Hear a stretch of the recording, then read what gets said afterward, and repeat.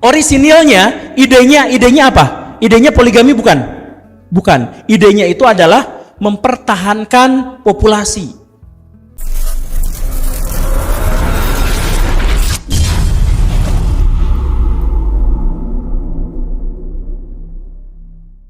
Ketidakbisaan orang lain, kelemahan orang lain bisa jadi cuan buat kalian semua. Syaratnya mau berpikir, mau bertanya, mempertanyakan terus gitu ya. Oke, masih ada pertanyaan lagi? Oke, silakan. Sebelumnya perkenalkan, nama saya Monica dari perhotelan semester 3. Tadi kan kata Guru Gembul ya, kalau misalnya mau mengembangkan negara Indonesia gitu ya, khususnya di destinasi juga harus mempertahankan keoriginalan. Nah, sedangkan banyak banget orang-orang misalnya yang kalau ngomong bahasa daerah atau misalnya ngelakuin sesuatu yang emang budaya di daerah itu sendiri tuh suka dibilang alay atau kampungan kayak gitu kan.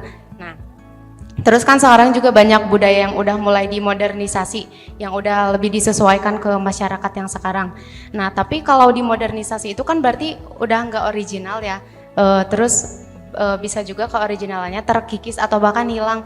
Nah, kalau menurut Guru Gembul sendiri, kalau misalnya modernisasi dalam budaya itu adalah termasuk ke hal yang bagus atau enggak? Segitu aja, makasih. Pertanyaan bagus. Pertanyaan kritis. Semoga teteh nggak kritis. Oke, jawabannya seperti ini ya. Orang Jepang itu dulu kemana-mana bawa samurai. Terus kalau mereka melakukan tindakan yang memalukan, mereka keluarkan tantonya, kemudian bikin ritual sedikit, kemudian merobek perutnya, lalu temannya memenggal kepalanya. Serem banget. Itu tradisi orisinil Jepang? Tidak. Karena itu berasal dari perjalanan ratusan tahun dari zaman Tokugawa. Jadi apa yang dimaksud dengan orisinil? Sebenarnya kita tahu orisinil, tapi kita tidak punya kesempatan untuk menjadi orisinil. Karena apa? Ya karena kita sendiri tidak pernah jadi orisinil. Orisinalitas kita sebagai manusia, ini paradoks ya. Orisinalitas kita sebagai manusia itu adalah kepalsuan. Siapapun di antara kita yang jujur, itu berarti dia tidak orisinil. Yang orisinil dari kita itu adalah yang tidak jujur. Orang yang otentik itu adalah orang yang munafik. Ngerti nggak maksudnya? Maksudnya gini nih. Ketika saya menyampaikan begini dan begitu, apakah semuanya ini adalah orisinil dari saya sendiri? Oh tidak. Sebenarnya saya kalau nggak di depan orang, saya garuk-garuk pantat, terus nyuk-sruk leho gitu, misalkan yang seperti itu. Tapi gara-gara saya di depan orang, maka saya harus berusaha untuk menghormati dan kemudian saya menutupi aib saya, misalkan. Maka saya menutupi sebagian dari aib saya tidak lagi menjadi orisinil. Tapi kalau saya tidak menutupi aib saya hancur. Kayak kan? Nah, jadi kenapa? Karena kita sebagai manusia itu gak mungkin bisa sempurna. Karena tidak mungkin bisa sempurna, ketika kita berusaha untuk sempurna, kita menutupi ketidaksempurnaan itu. Menutupi ketidaksempurnaan itu dengan apa? Dengan kebohongan. Maka Churchill bilang, kebenaran itu terlalu agung sampai dia harus dikawal oleh berbagai kebohongan. Gitu. Itu yang pertama, yang harus dipahami tentang orisinalitas. Kemudian yang kedua, soal orisinalitas, bukankah kita kalau misalkan jadi modern jadi tidak orisinil? Oh bukan seperti itu konsepnya. Idenya orisinil. Perwujudannya itu tidak bisa seperti itu terus. Jadi gini nih, misal ya, di zaman dulu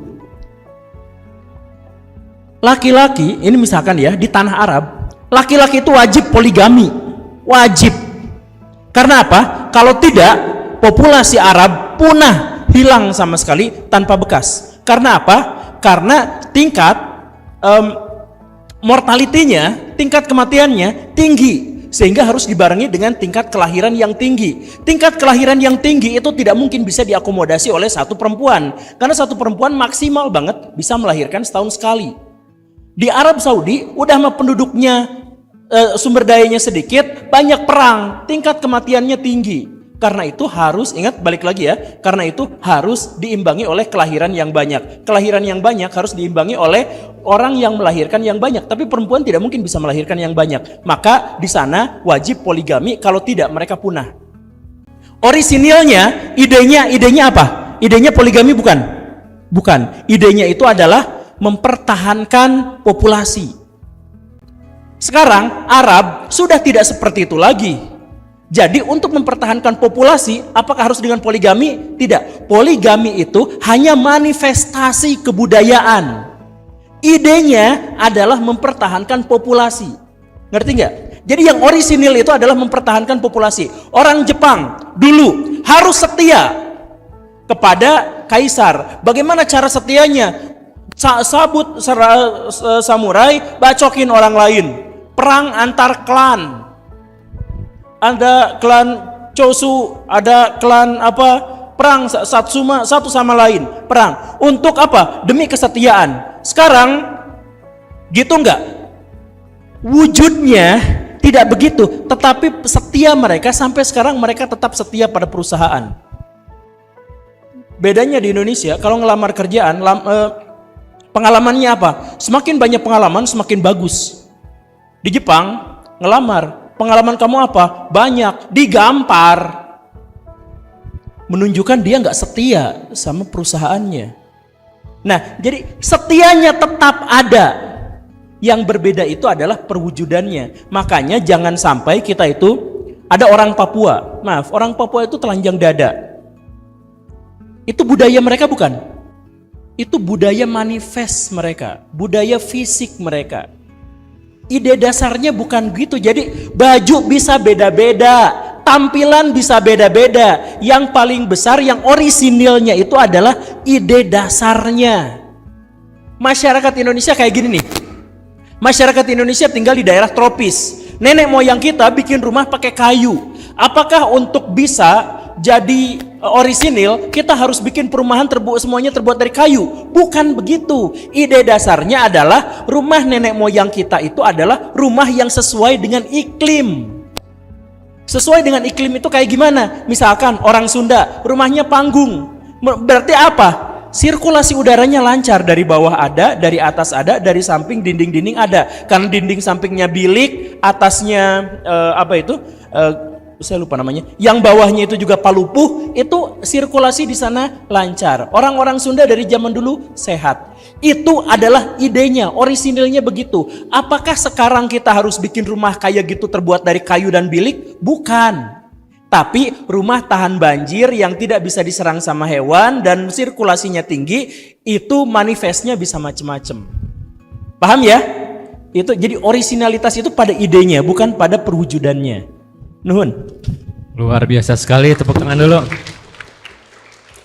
Ini teman-teman ini beruntung sekali loh. Belajar ilmu yang luar biasa ya. Filosofis juga, sejarah juga, dan berbagai contoh-contohnya gitu ya. Ini terus terang saya juga mencernanya sambil mikir gitu Pak Guru ya. Jadi saya pikir memang sangat berharga nih yang disampaikan Pak Guru nih. Mudah-mudahan ini teman-teman kita semua, adik-adik kita semua ini bisa lebih mengolah lagi pikirannya gitu ya. Sehingga apa yang didapat dari Pak Guru ini betul-betul bisa dipakai buat kehidupan kalian ke depan ya. Sekali lagi, yang menentukan hidup kalian ke depan adalah kalian sendiri ya. Jadi kalian bertanggung jawab atas hidup kalian sendiri. Apa yang disampaikan Pak Guru, tolong direnungkan, tolong dipikirkan. Oke, pertanyaan selanjutnya ada? Silakan. Tolong dikasih mic.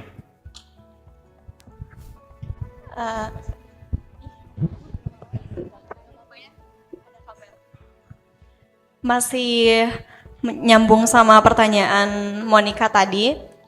Pertanyaan dari saya, orisinil seperti apa agar Indonesia tetap dikunjungi oleh wisatawan? Sekian. Praktis ya. Saya seneng orang-orang sini tuh kan ada yang sangat filosofis, ada yang kritis, skeptis, tapi ada juga yang praktis ya ini. Jadi macam-macam di sini ya. Kalau bikin grup drama kayaknya nggak akan nyambung. Bercanda. Oke, apa tadi pertanyaannya, gimana caranya supaya orisinalitas apa di Indonesia yang bisa diangkat agar pariwisata kita maju gitu ya? Iya, oke. Seperti yang saya sampaikan tadi, sebenarnya orisinalitas kita itu atau ginilah.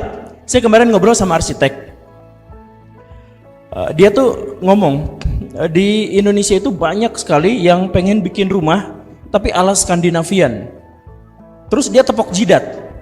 Tepok jidatnya 2 kali. Yang pertama, Skandinavian yang dimaksud itu gak sama dengan Skandinavian yang asli. Skandinavian yang asli itu kalau bikin atap rumah tuh pendek-pendek. Karena di sana iklimnya dingin banget. Dan jarak dengan atap itu juga sangat pendek untuk menjaga agar suhu ruangan tetap hangat. Tapi Skandinavian Indonesia kok tinggi-tinggi. Terus banyak ventilasinya. Jadi gak bisa diterapkan di Skandinavia yang asli. Dia itu yang pertama seperti itu. Kemudian yang kedua, kok bikin kayak gini kan gak cocok dengan wilayah tropis. Kok aneh ya kayak gini. Nah, jadi intinya kita mengalami 2 kali miss. Kita nyontek tapi gagal nyontek. Gagal nyonteknya 2 kali lagi. Nah, jadi orisinalitas mana yang sebenarnya ingin kita tonjolkan? Bandung orisinil nggak? Kalau misalkan di situ ada alun-alun, terus ada bangunan-bangunan Belanda, orisinil nggak? Orisinil nggak? Orisinil lah, karena itu terkait dengan sejarah Bandung 200 tahun yang lalu. Terus di sekelilingnya ada perumahan-perumahan, orisinil nggak? Orisinil, karena kita butuh rumah yang bentuknya seperti itu.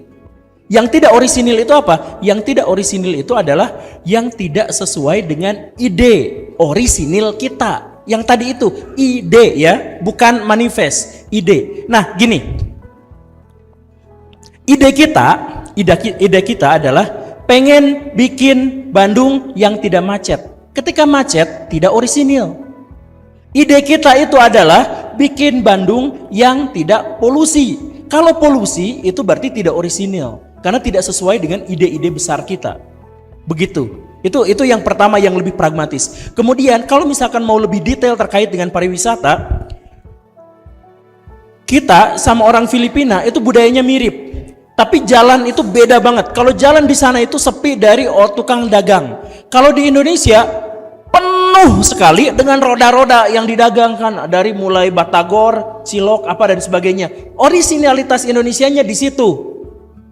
Bisa nggak itu dijadikan bagian dari wisata? Iya bisa. Itu dikelola.